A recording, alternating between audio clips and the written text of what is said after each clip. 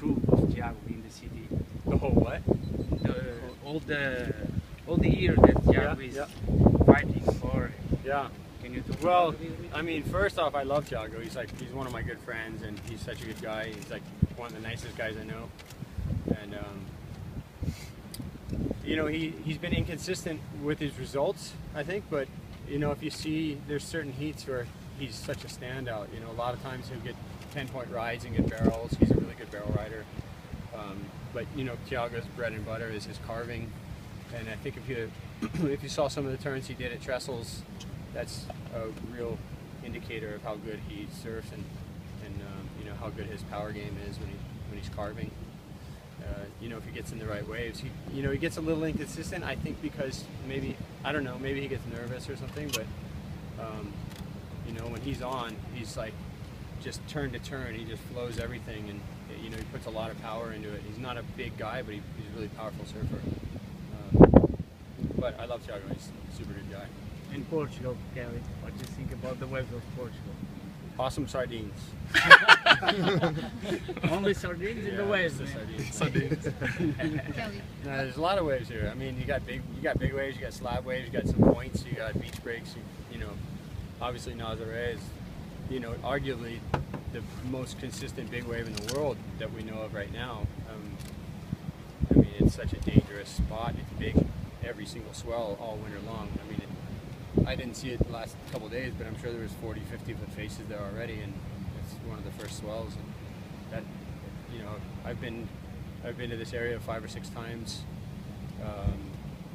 and you know, like 4 times I've seen like 60 foot waves, 50 foot waves there. So it's really consistent. It's such a radical piece of the ocean. What do you remember from that hit with Tiago Pires in 2008 at Bali? Do you In remember? Bali? Yeah. I remember I had priority. There's like a minute and a half left, and a set was coming, and I knew it's just, you know, sometimes you can tell the future, and I knew I was going to make the wrong decision, and I couldn't change my decision. I could just feel like, okay, I know I'm going to make the wrong decision right now.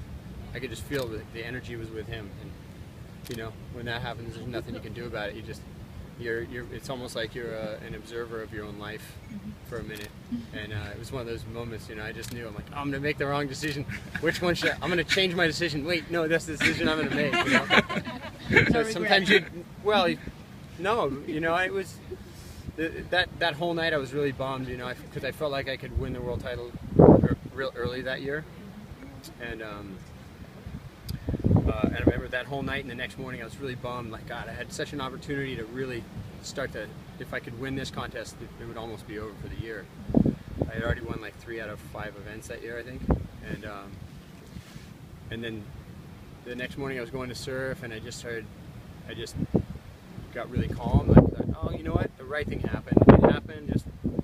It's fine. And I was like, and then I was really happy. And I went for a surf.